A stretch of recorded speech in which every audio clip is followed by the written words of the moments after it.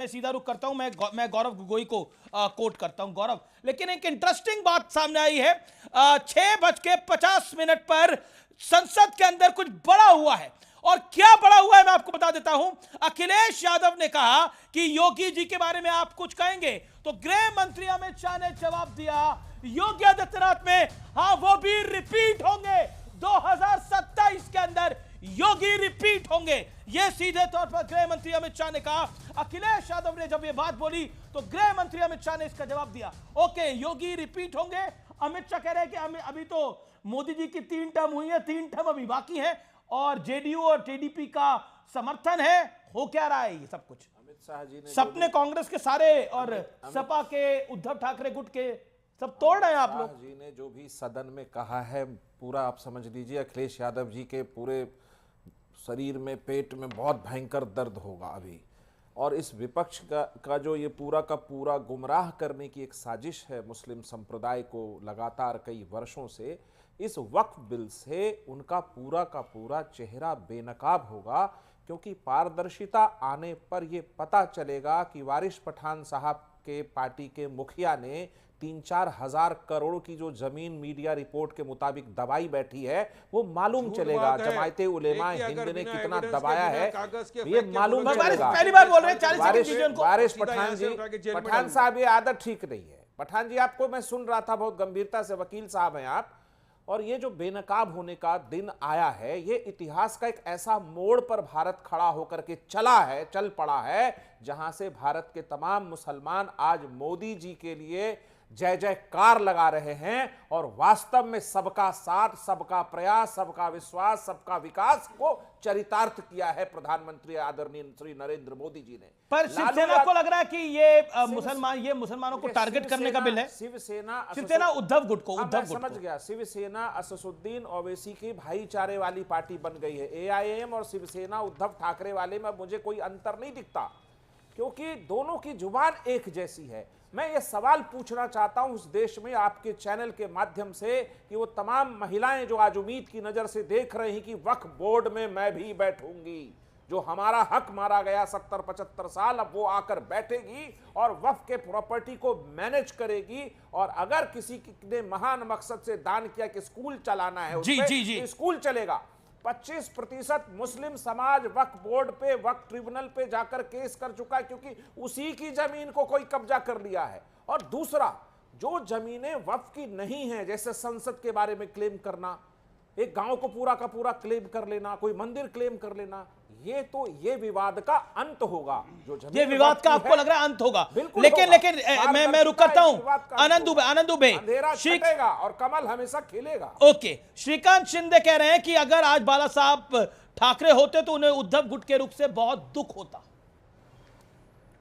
Secular बनने के चक्कर में आपने अपना एजेंडा ही बदल दिया। आनंद दुबे, दुख होता, इन लोगों को घर से बाहर कर देते उद्धव ठाकरे को, बाल साहब ठाकरे होते तो कान पकड़ के मातोश्री से बाहर फेंक देते। और ये अभय दुबे दिखते नहीं कहीं, अगर बाल साहब ठाकरे होते आज तो शिवसेना की ये दुर्गति नहीं होती। ये भारत के लिए बने थे। आनंद दुबे, ये वो आनंद दुबे जी, सॉरी मैं हो गया इनका हो गया, प्रवचन हुआ इनका। आप तो प्रभु भजन गाते, हम करते प्रवचन, मतलब हम राजनीति पे बोले तो प्रवचन और आप बोले तो बहुत ज्ञान का वचन। वाह। ओके, आनंद दुबे जी, हो गया इनका हुआ, इनको पानी पिलाओ। आप बोलूं मैं पकड़ के बाला साहब निकालते तो पक्का आज हिंदू हृदय सम्राट बाला साहब ठाकरे जी अगर होते तो कहते कि हिंदुत्व की बात करने वाले लोग कब मुसलमानों के रहनुमा बन गए पता ही नहीं चला। कभी सौगाते मोदी, कभी मुसलमानों पे इतना प्रेम कि उनकी जिंदगी खुशहाल बनाने के लिए वक्फ बोर्ड में संशोधन। वाह भाई वाह, मुसलमानों के रहनुमा। ये कहां से अचानक ये हरियाली छाई है बीजेपी के मन पर? अरे बीजेपी तो अपने आप को बहुत बड़ा हिंदुत्ववादी पार्टी कहती थी ना, हमको सिखाती थी, बल्कि हमको ललकारती है कि वक्फ बोर्ड के बिल के संशोधन में शिवसेना उद्धव बाला साहब ठाकरे जी की पार्टी का रुख देखना है। हमारा रुख देखते देखते अपने चरित्र में कितना बड़ा बदलाव कर दिया आपने कोई कानून लाया है तो उसके लिए आपने जेपीसी बनाया, जेपीसी में सभी सांसदों को आपने लिया, वहां पर चर्चा हुई, टीडीपी ने अपने सुझाव भेजे, जेडीयू ने अपने सुझाव भेजे, हमारी शिवसेना ने अपने सुझाव भेजे, चर्चा हुई, बहस हुई, आज वोटिंग का दिन है। आप कौन है ये कहने वाले कि जो वक्फ बिल के खिलाफ वोटिंग कर रहे हैं वो सब देशद्रोही हो गए, उन्होंने हिंदुत्व छोड़ दिया? ये आप कौन है भाई? आप हैं कौन? आप सरकार में है ना, तो सरकार में है तो सरकार की बात कीजिए, लेकिन आप सर्टिफिकेट मत बांटिए। सुधांशु त्रिवेदी, आप बहुत बड़े अपने आप को हिंदुत्ववादी कहने का अधिकार नहीं रखते हैं। सुधांशु त्रिवेदी, बात हो रही है चर्चा की। जिनके लिए बिल लाया वही सड़कों पे उतर के नारेबाजी कर रहे हैं, उनके खिलाफ अगर वो कह रहे हैं ये कानून, तो उनको तो विश्वास में ले नहीं सके, सकल हिंदू समाज के नेता बनने आ गए। वो मिठाइयां बांट ये रहे हैं, आपको ऐसा दिख हिंदुत्व नहीं लेकर रहा है। आए थे। जी, आज बाला साहब ठाकरे जी होते ना, जवाब, तो आनंद दुबे की बात का कहते जवाब। कि यार इतना प्रेम मुसलमानों पे उल्टा क्यों है? ये क्या मजबूरी है? सियासी है या क्या है? पूछते ओके, आप। जवाब। ओके, सुधांशु त्रिवेदी। देखिए, जो भाई आनंद दुबे जी बोल रहे थे, काश बाला साहब ठाकरे होते तो आज देखते कि शिवसेना वही बोल रही है जो इंडियन यूनियन मुस्लिम लीग बोल रही है। शिवसेना उसी चीज के पक्ष में खड़ी है जिसके पक्ष में मजलिसे इत्तेहादुल मुसलमीन खड़ी है। शिवसेना उसी के पक्ष में खड़ी है जिस पे मौलाना बदरुद्दीन अजमल खड़े हैं। शिवसेना उसी के पक्ष में खड़ी है जिस पे पीरजादा अब्बास सिद्दीकी खड़े हैं। गजब होता साहब। मुझे पुराना गीत याद आता है, अमीश जी, एक गाना था ना, वक्त ने किया क्या हंसी सितम, तुम रहे न तुम, हम रहे न हम। आज शिवसेना को देख के मुझे उस लाइन थोड़ी बदल के याद आती है, वक्फ ने किया क्या हंसी सितम, वक्फ ने किया क्या हंसी सितम, मुस्लिम लीग और शिवसेना मिलके हो गए हम। वाह, मुझे लगता है बाला साहब के विचारों को श्रद्धांजलि दी जाए या शिवसेना ने तिलांजलि दे दी है, यह साफ हो गया। अब मैं दूसरा, अब सुनिए दूसरा, और अभी जो हमारे वारिस पठान साहब बोल रहे थे, तो मैं अब ये एक सिर्फ आपको 30 सेकंड का सुनाना चाहता हूं। देखिए, कानून बनाना चाहिए, आवाज सुन लीजिएगा। सारी जमीनें ये लालू यादव को आप कोट कर रहे हैं, चाहे सरकारी हो या गैर, उसमें जो काम करने वाले लोग हैं सब बेच दिया, प्राइम लैंड। ऐसा नहीं है। बिल्कुल सुनी हुई बात है ये। लालू यादव ने क्या बोला? लालू यादव जी कह रहे हैं पटना की प्राइम लैंड को कैप्चर करके उस पे प्लॉट बना दिए गए हैं। वारिस भाई जवाब दीजिए, लालू प्रसाद यादव बोल रहे हैं 2010 में। अब इसके बाद भी कोई बचाव की गुंजाइश है क्या? ओके, पहले आनंद दुबे का राइट है, आनंद दुबे का पहले राइट है, फिर वारिस साहब को मौका दूंगा। आनंद दुबे 10 सेकंड, आनंद दुबे 10 सेकंड, फिर वारिस पठान, दोनों को बोला गया है। ओके, आनंद दुबे 10 सेकंड, आनंद दुबे का ऑडियो खोलिए 10 सेकंड। अभी इन्होंने गाना गाया, तो एक शेर मेरी तरफ से भी बनता है। जो कर रहे थे हमारे कत्ल की तैयारी, जब हम उनके दरवाजे पहुंचे तो उन्होंने कहा बड़ी लंबी उम्र है तुम्हारी। ये लोग कह रहे हैं कि हम मुसलमानों के रहनुमा हैं, उनकी खुशहाली के लिए काम करने आए हैं, और उन्हीं को विश्वास में नहीं ले पाए। इन्होंने कुछ साल पहले 3 कानून बनाया था किसानों के लिए, और काम किसानों के रहनुमा हैं। किसान सड़क पर उतर गए, बहुत बड़ा विवाद हुआ। सुधांशु 20 सेकंड, देन वारिस पठान। ओके, सुधांशु। देखिए, यहां मैं केवल शिवसेना सेंट्रिक बात नहीं करना चाहता, सिर्फ इतना कहना चाहता हूं कि शिवसेना जिन इलाकों से सीट मांग रही थी, सबको पता है कि उन इलाकों की पहचान क्या है। वारिस भाई में अब मैं हाँ बस एक लाइन में कह दूं, देखिए बहुत साफ बात है, ये एक आम गरीब मुसलमान और एक जो मुस्लिमों के अंदर एक कट्टरपंथी जो अपने को मुस्लिम वोट के थोक विक्रेता होने का दावा करते, उनके बीच की लड़ाई है।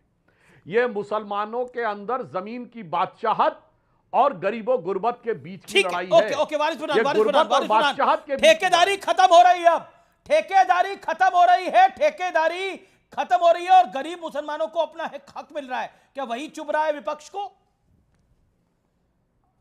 अचानक से मोदी जी के दिल में इतनी सारी मुसलमानों के लिए मोहब्बत कैसा पैदा हो गई सुधांशु जी? आजादी से लेकर अब तक हमने देखा पहली मर्तबा एक मुसलमान मंत्री नहीं है कैबिनेट मिनिस्टर। कितने मुसलमानों को तुमने एमएलए की टिकट दे दिया चुनाव लड़ने के लिए, कितने मुसलमानों को मेंबर ऑफ पार्लियामेंट बना दिया, बताओ ना। और मुसलमान बहनों का जब ट्रिपल तलाक में भी मोदी ने बोला था कि तो मेरी बहनें हैं, और जब उसी बहन को पढ़ने जाना था हिजाब पहनकर कॉलेज में, मोदी जी ने तो रोक दिया। तो मुसलमान बेटियों की अगर इतनी फिक्र है, उनको डिमांड ड्रिवन स्कॉलरशिप दो ना, या ऐसा ड्रैकोनियन लॉ ला के उनकी जमीन क्यों हड़पना चाहते हो? हो? ये अल्लाह की अमानत है, हमने हमारे बुजुर्गों ने दी है इसको चैरिटी के नाम से। अगर उसमें कोई घपला घोटाला करता है तो अल्लाह की नजर में भी गुनहगार है, उसके खिलाफ केस होगा, जेल जाता है वो। क्या हिंदू एंडोमेंट बोर्ड के अंदर नहीं होता? कितनी सारी गवर्नमेंट लैंड है पड़ी हुई देश के अंदर जहां पे हमने देखा है मंदिर भी बने हुए हैं। क्या करेंगे आप उसका? क्या उसको इलीगल अतिक्रमण नहीं बोलेंगे आप? हम तो आपत्ति नहीं उठाते उसके लिए। आप नहीं बोलेंगे कि लैंड ग्रैब कर लिया, वो इलीगल ये बना दिया, इलीगल वो बना दिया। नहीं, मुसलमानों से नफरत, मुसलमानों के खिलाफ ही कानून लाना, मुसलमानों को नमाज नहीं पढ़ने देना, समर्थन कर रहे हैं। मुसलमानों को ओके, छत ओके, नहीं एक पढ़ने सेकंड, देना, एक सेकंड। उनके खाने क्या से मुसलमानों नफरत, से- उनके पहनने से मुसलमानों नफरत, है? सारी चीज मुसलमानों से नफरत। सत्यप्रकाश एक बात वारिस पठान साहब, एक बात समझिए, किसी से किसी को कोई नफरत नहीं है। हम नफरत की दीवार गिराने में यकीन करते हैं।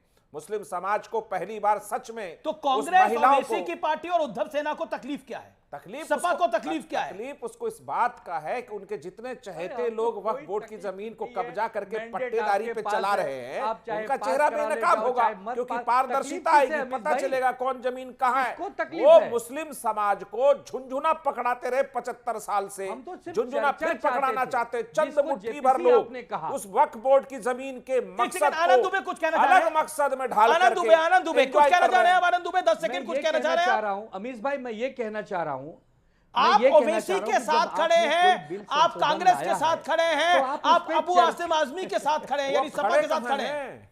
वो तो गिरे पड़े हैं, वो खड़े नहीं हम हैं। तो अपने देश अच्छा, के गिरे साथ पड़े। खड़े हाँ, हैं, सिद्धांत से हम तो तिलांजलि अपने दे देश दिया, के वो साथ गिरे खड़े पड़े हैं। हैं। हम सत्यप्रकाश जेडीयू की मिश्रा कह तरफ रहे हैं, पलटीबाज गिरे पड़े हैं, नहीं खड़े नहीं है, है, हम गिरे पड़े जेडीयू हैं की आप। तरफ पलटीबाज नहीं है। जेडीयू पलटीबाज अरे है हमने ना, सिद्धांतों से कभी पलटीबाज पलट सबको नहीं पलटीबाज किया। समझती हम है, सिद्धांत तो पे हम तो कायम रहे। पलटीबाज 20 साल नहीं है। नीतीश कुमार लेकिन- जी ने अरे अपने मुसलमानों के नेता लिए को, बिहार अपने में नेता जितना को काम समझाओ। किया है, लेकिन एक हिंदुस्तान सेकंड, में किसी एक ने नहीं सेकंड, किया होगा। विश्लेषण मेरा भी, कितनी गुलामी लेकिन करोगे? आनंद दुबे, कितनी भक्ति आपने बोला वो करोगे? पलटीबाज नहीं है, कितने गुलाम लेकिन बन आपने तो जाओगे आप? यूटर्न ही ले लिया। आपने तो यूटर्न ही ले लिया। जो सियासत हमने आप कहाँ करते यूटर्न थे लिया साहब? उससे यूटर्न ले लिया आपने। आज अरविंद सावंत जब सदन में बोल कहाँ रहे यूटर्न थे लिया? तो हैरानी हो रही मतलब- थी कि ये लोकसभा सांसद शिवसेना मतलब का अपने है या ही किसी देश और पार्टी के हैं। मतलब अपने ही देश के करोड़ों नागरिकों की बात करना ये यूटर्न है। वेरी गुड, बहुत अच्छा।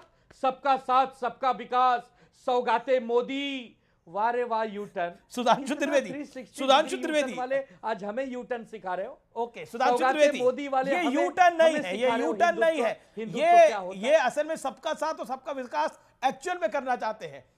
ओके,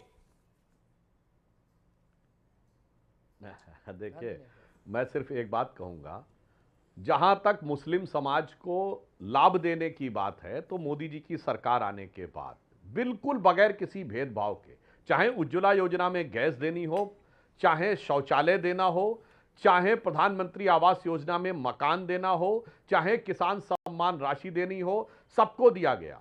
माइनॉरिटीज में 70% लोग ऐसे हैं, आज से नहीं सौगाते मोदी दे रहे हैं, 70% ऐसे हैं जिनको किसी न किसी योजना का लाभ मिला है। आनंद भाई, मगर हम ये जानना चाहते हैं, आप ये कैसी शिवसेना के साथ खड़े हैं जिसके शासनकाल में उद्धव ठाकरे जी के मुख्यमंत्री रहते हुए एक ऐसा सांसद महाराष्ट्र के बाहर से लाकर भारत की राज्यसभा में भेजा गया जिसने औरंगजेब की कब्र पे इमरान जाके प्रतापगढ़ी। मरसिया पढ़ा, इमरान प्रतापगढ़ी। और उद्धव ठाकरे कह नहीं पाए किसी को भी भेज दो, ऐसे को तो RSS नहीं भेजूंगा। आरएसएस के क्या बड़े बात नेता करने का हैं, प्रयास कर रहे हैं मेरे RSS के भाई, बड़े यही नेता मैं कहने इंद्रेश का कुमार प्रयास जी, कर रहा हूं। वो तो हाँ, कह हाँ, रहे हैं कि बिल्कुल। औरंगजेब की कब्र को रखना चाहिए, औरंगजेब की कब्र पे जो चाहे जाके नतमस्तक हो जाए तो कोई क्या करेगा। वक्त एक ब्रेक का है, देखते रहिए CNBC आवाज पे टक्कर का बुधवार एडिशन।